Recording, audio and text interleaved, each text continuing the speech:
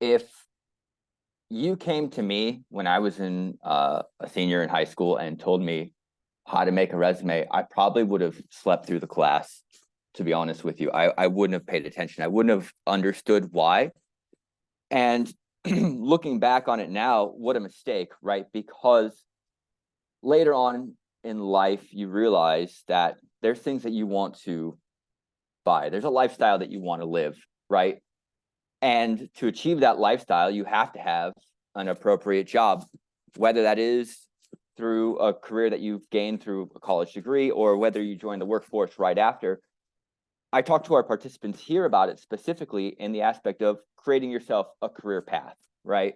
So instead of working retail, warehousing, some kind of job where you're not going to have as much advancements as you'd like, why not be able to get into a career that's really going to excel you forward?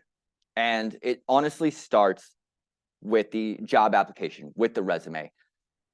Can you stand out enough with your resume to get an interview and then sell yourself a second time to hopefully land the position?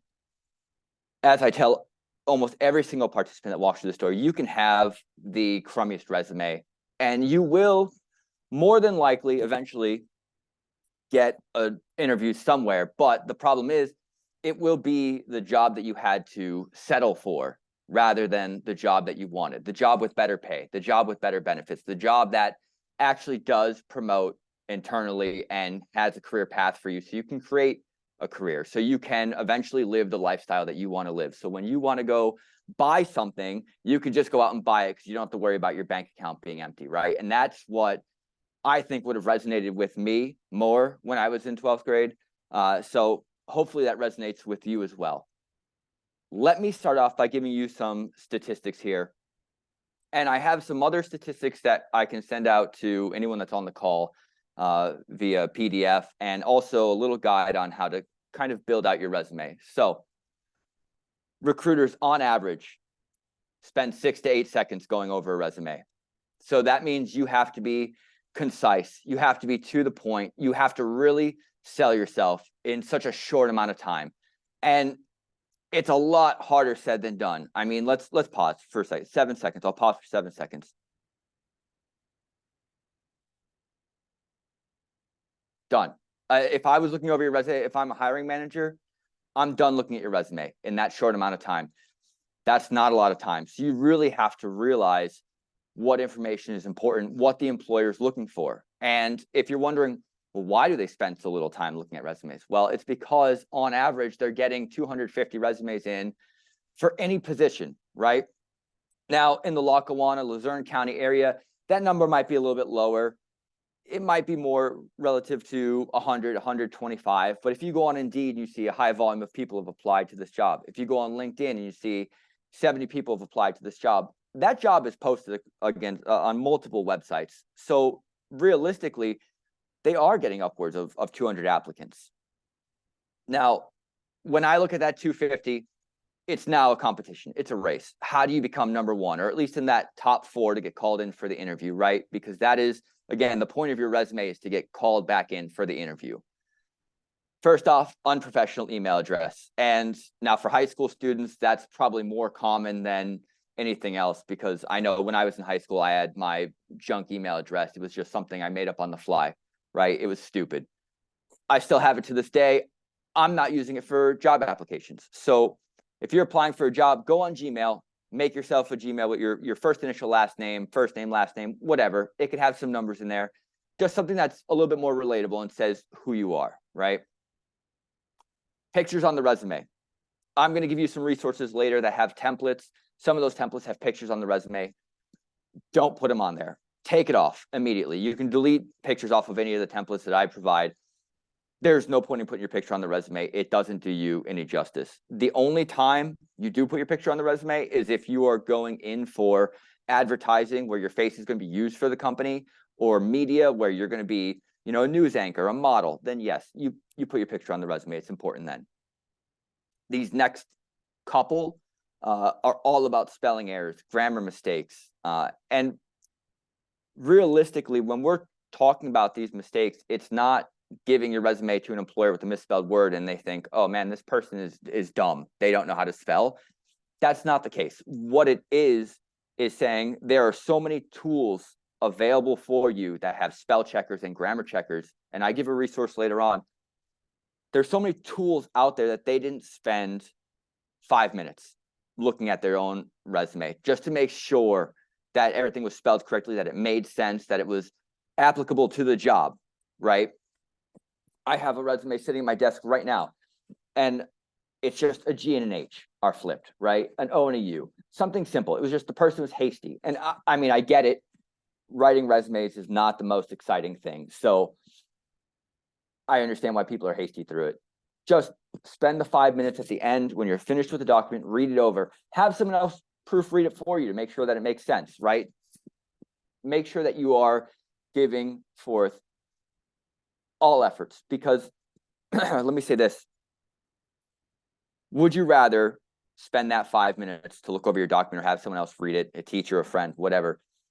Or would you rather spend 45 to 50 minutes applying for a job knowing you probably won't get the job because you didn't try hard enough, right? You'll end up wasting hours of your own time if you don't make sure that the resume is looking good.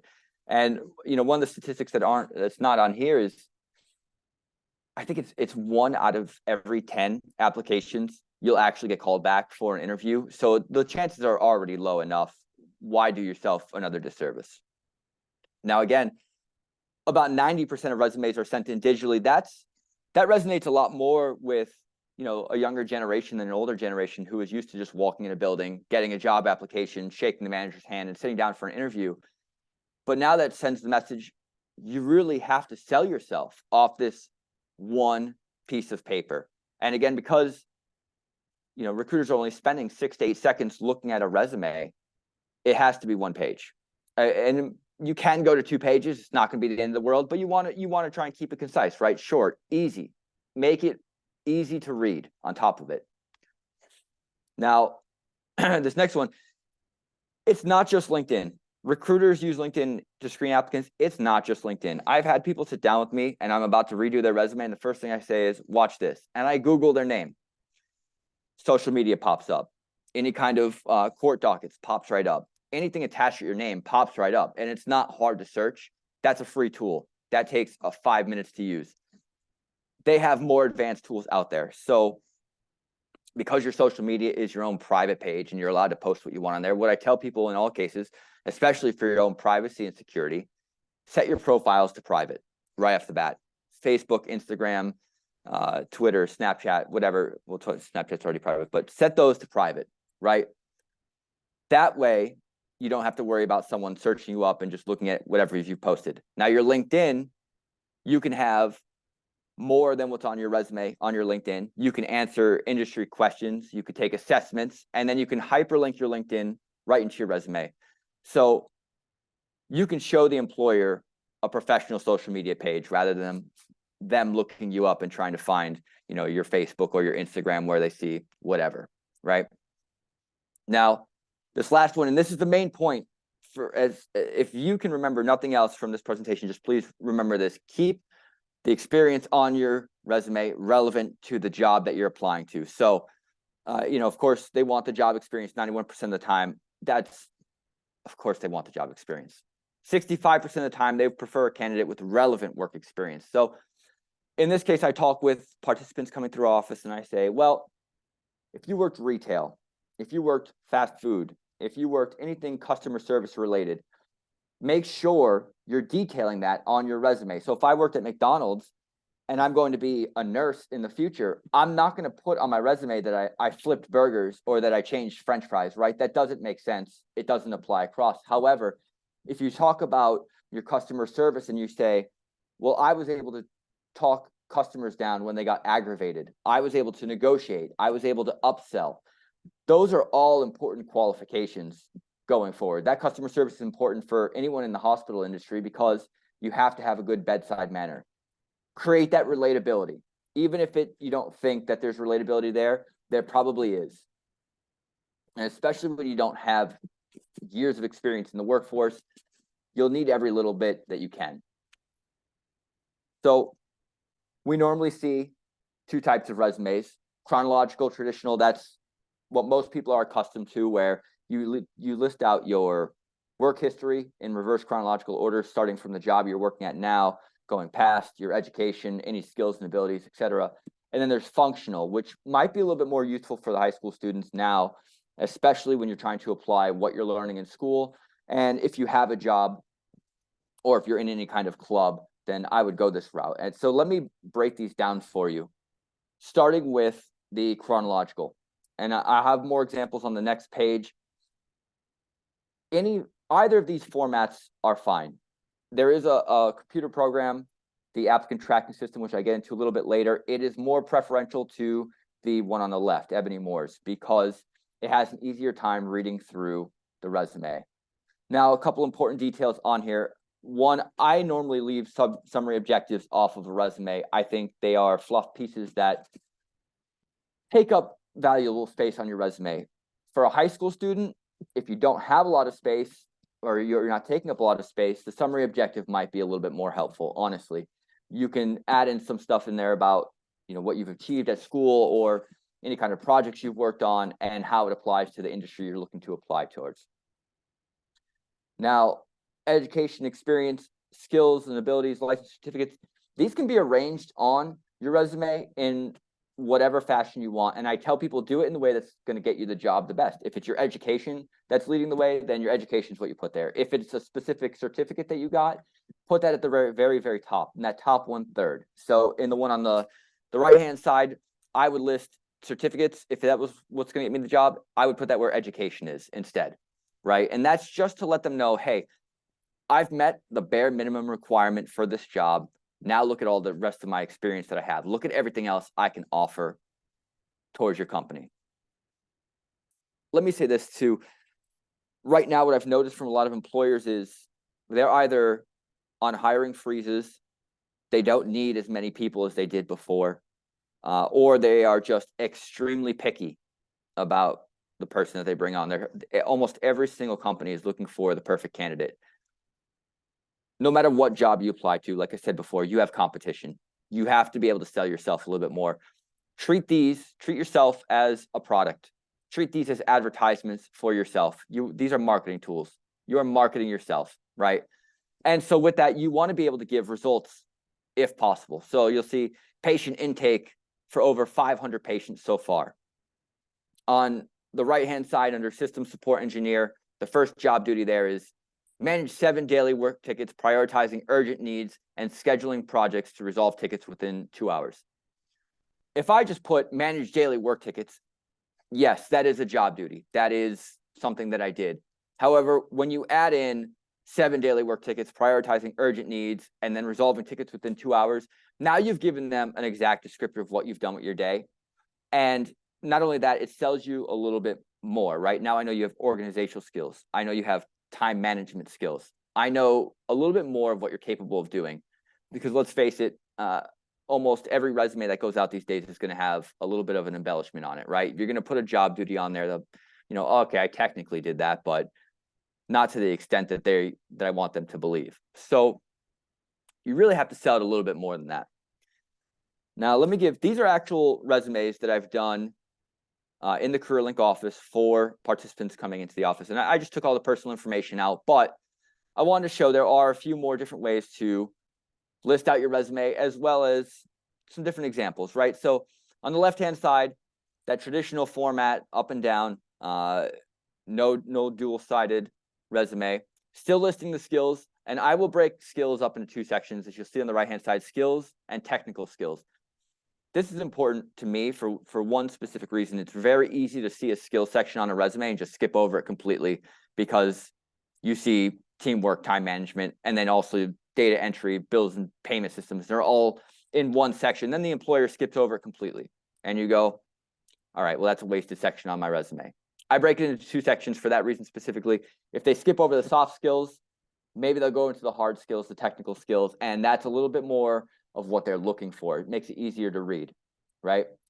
Now, on the right-hand side there, when I was working with this participant, they were going into they specifically wanted some office experience, but they had this salon experience and customer service experience where it didn't really apply for what they were trying to do, but they wanted it listed on their resume anyways. So I put alternative experience at the bottom, and I listed out saying, they were here for 3 years. That accounts for some of the time gaps that they have in their resume as well, because it can fill in the gaps, and it lets them know that, hey, they were working consistently. That's a great way to show work history without detailing jobs that don't matter. Let me do the functional resumes next. So these, like I said, I think these might be more suited for high school students, and specifically starting with Charles Bloomsburg on the left. The only real experience he had was his internship, right? And then he's got his education, his MBA. So in your case, it would be your high school diploma, but he filled in a lot of that experience by going out and getting extra certificates and certifications. And I think that is an incredibly smart idea to do. And honestly, if you even went out and got 1 or 2 Google certs, it doesn't matter. We have our PA skill up where you can go on and earn these certifications and add them onto your resume.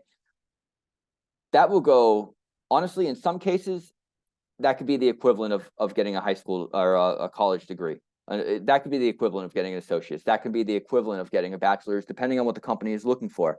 If they're looking specifically for you to have a bachelor's, then no, maybe not. But in some cases, yeah. And you'll see it more and more on social media where a person says, hey, I went out and got this certificate. I went out and got the certification, and now I'm a marketing manager. I manage social media for a company, and I'm making $45,000, $50,000 a year, fresh out of high school, right?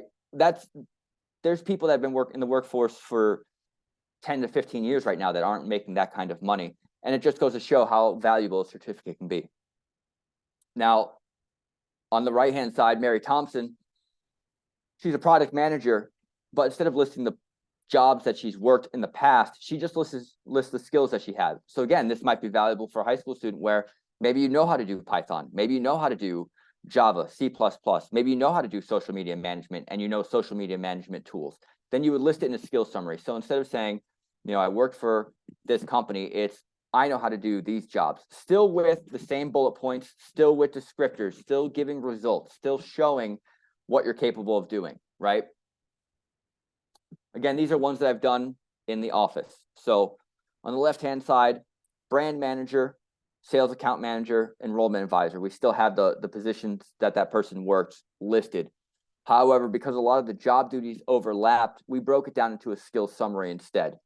And you'll notice I still have the soft skills on there. I still have the technical skills on those. Those are important. Those are still very important. Now, as you're filling these out, I want you to keep in mind, you want to make sure that they're relevant for the company. You want to make sure that the skills that you're listing is what they're looking for.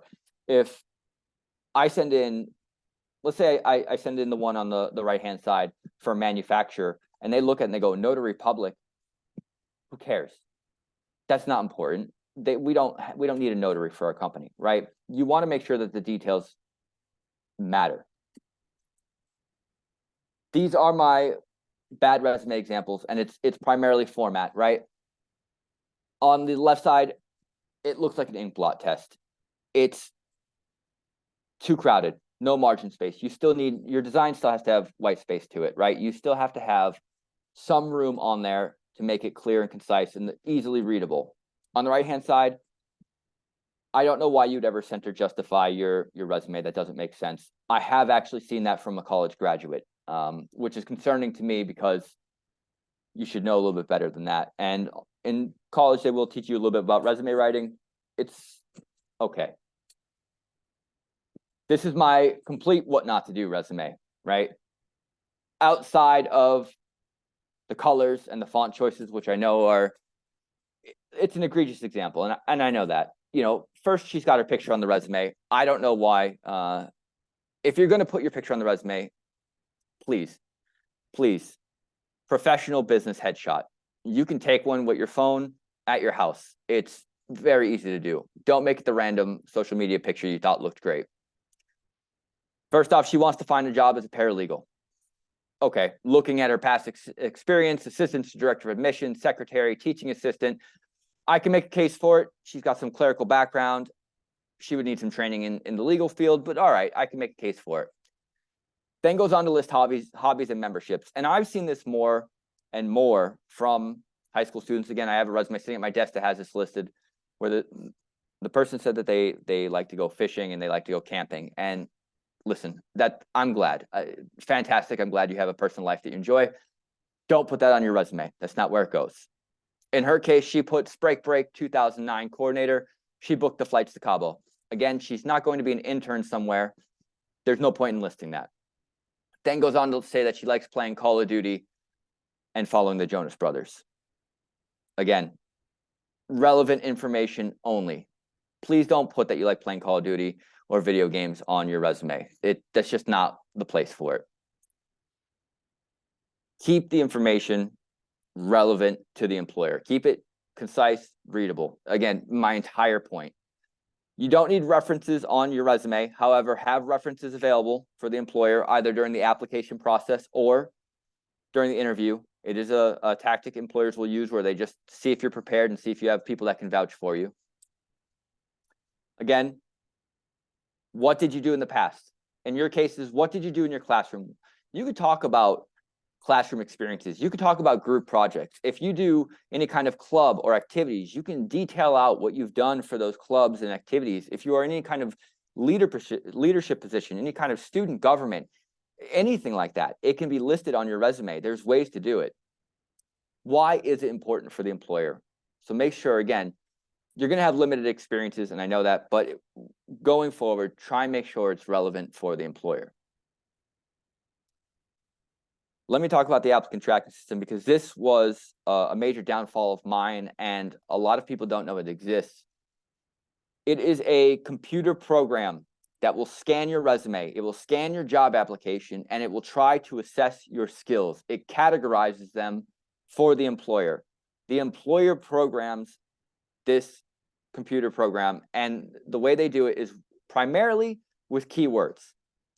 Those keywords are found in the job description. They're found on the About Me page in the company website. They're found in the company mission statement. You can get around it by plugging in those same keywords. So that's why I add soft skills onto resumes. Anything with teamwork, negotiation, working independently, on top of the job duties from the employer, those will probably be keywords.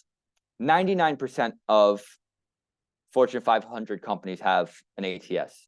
70% of large size national companies have an ATS. And then 30% of small to mid-sized companies have an ATS. Again, why apply for a job and spend 45 minutes going through an application if you're not going to get the job, or if you don't think you're going to get brought in for an interview? Now, you won't always know if they have an ATS. Some websites will autofill in you'll upload your resume, it autofills in the boxes for you. Great.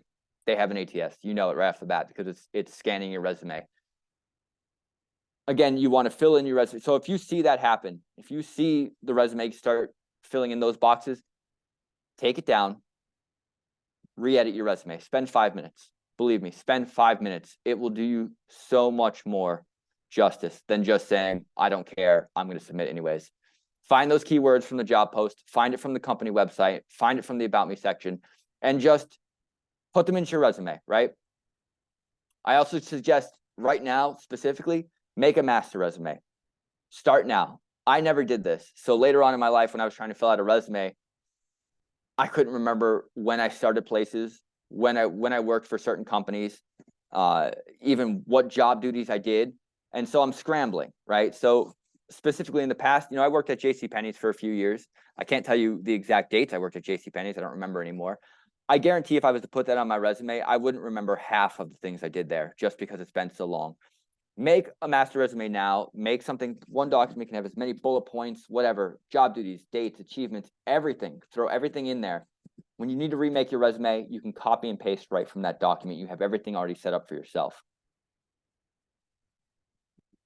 Going into cover letters, I think personally, as a high school student, cover letters would be your best friend because it's showing you're going above and beyond what the normal job application is. And it's showing that you're going above and beyond what the average job seeker is, right? Because in most cases, job seekers don't submit cover letters unless the company specifically asks for it.